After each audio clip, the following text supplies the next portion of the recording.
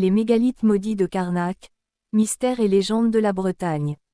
Nichée dans le département du Morbihan, en Bretagne, la commune de Carnac est mondialement connue pour ses alignements de mégalithes, ces mystérieux blocs de pierre dressés par des civilisations anciennes.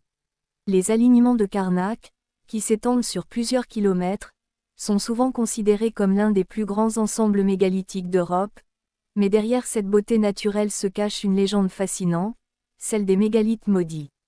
Cette histoire raconte comment des forces surnaturelles et des tragédies humaines se mêlent pour donner vie à une des légendes les plus captivantes de la région. Avant de plonger dans la légende, il est essentiel de comprendre le contexte historique et géographique de Carnac. Le village, situé sur la côte atlantique, est bordé par des plages de sable fin et un océan d'un bleu profond. C'est un lieu où la nature s'exprime dans toute sa splendeur, mais c'est aussi un site empreint d'une riche histoire préhistorique. Les alignements de Carnac, composés de plus de 3000 pierres levées, témoignent d'une culture ancienne qui vénérait ces rochers. Ces mégalithes, datant de 4500 à 3300 avant notre ère, ont suscité de nombreuses théories quant à leur fonction. Était-ce un lieu de culte, un observatoire astronomique ou un site de sépulture? Les archéologues et les historiens continuent de débattre, mais une chose est certaine, ces pierres portent en elles des mystères qui ont traversé les âges. La légende des mégalithes maudits de Carnac commence avec l'histoire d'un roi breton, Ronan, qui vivait dans la région il y a de cela plusieurs siècles. Ronan était un souverain respecté, connu pour sa sagesse et sa générosité. Il avait une belle fille, Awen, dont la beauté était légendaire. Les jeunes hommes de toute la Bretagne venaient la courtiser, mais Awen ne trouvait personne à son goût, rêvant d'un amour authentique et éternel. Un jour, un mystérieux étranger, un guerrier d'un pays lointain, arriva dans le royaume. Il se nommait Maël, et il captivait l'attention de tous par sa prestance et son charisme. Awen tomba immédiatement amoureuse de lui, et Maël, touché par sa beauté et sa grâce, lui promit un amour éternel. Cependant, il portait en lui un secret que personne ne connaissait. Leur amour grandissait, mais Ronan, soucieux du bien-être de sa fille, ne voyait pas d'un bon œil cette relation.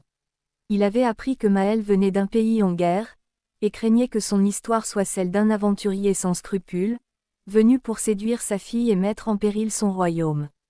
Ronan s'opposa donc à cette union, mais Awen, déterminé, défia son père et continua à voir Maël en secret.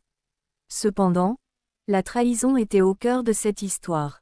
Maël était en réalité un sorcier au pouvoir puissant, ayant utilisé la magie pour séduire Awen. Il avait un plan sinistre, il voulait s'emparer du royaume en s'alliant à la belle princesse. Dans l'ombre, il avait convoqué des forces obscures, qui allaient changer à jamais le destin de Carnac. Un soir, alors que Awen et Maël se retrouvaient près des alignements de Carnac, ils furent surpris par l'arrivée de Ronan. Enfuri par cette rencontre, le roi accusa Maël d'être un sorcier, un manipulateur qui cherchait à le détrôner. Une violente confrontation éclata entre les deux hommes. Ronan, dans un accès de rage, lança une malédiction sur Maël, le condamnant à se transformer en pierre pour l'éternité. À cet instant, le ciel s'assombrit et un orage éclata. Les pierres des alignements, témoins de cette tragédie, s'animèrent dans la tempête. Des cris de douleur résonnèrent dans l'air alors que Maël, devenu statue, se fondait dans le sol, les pierres l'entourant comme pour l'engloutir. Awen, horrifié par le sort de son bien-aimé, se jeta sur les pierres, pleurant et suppliant son père d'annuler la malédiction. Mais le roi, implacable, refusa, persuadé que Maël était un danger pour le royaume. Depuis ce jour, les alignements de Carnac sont connus comme les mégalithes maudits. La légende raconte que les âmes de Maël et d'Awen errent parmi les pierres, leurs cris de désespoir résonnant dans le vent. Les habitants de Carnac croient que les pierres sont hantées, et que quiconque s'aventure trop près des alignements peut entendre les lamentations des amants maudits.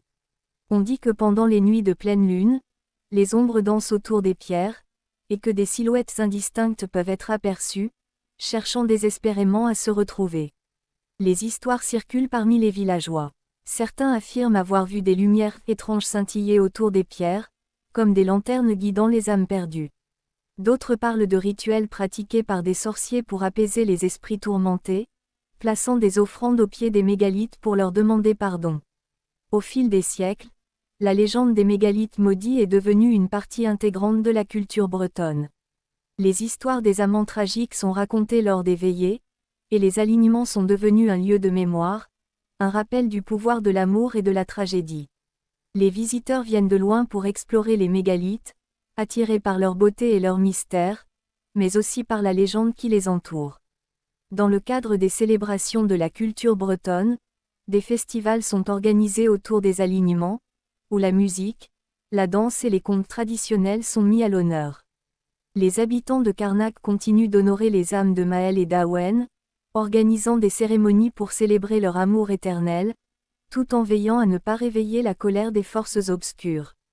La légende des mégalithes maudits de Carnac est bien plus qu'un simple récit de trahison et de chagrin, elle est le reflet des croyances et des valeurs de la culture bretonne. Les mégalithes, en tant que symbole de l'histoire et des luttes humaines, continuent de fasciner et d'inspirer. Ils rappellent que derrière chaque pierre se cache une histoire, un mystère à explorer. Aujourd'hui, Carnac demeure un site emblématique, attirant des touristes et des passionnés d'histoire, mais aussi des âmes sensibles à la magie et aux légendes. Les mégalithes maudits restent un héritage vivant, témoignant de la profondeur des traditions bretonnes et de la force des récits qui traversent le temps, ancrés dans le sol breton et l'imaginaire collectif. La légende nous invite à nous interroger sur l'amour, la perte et les conséquences de nos choix, tout en préservant l'aura mystérieuse de cette magnifique région de France.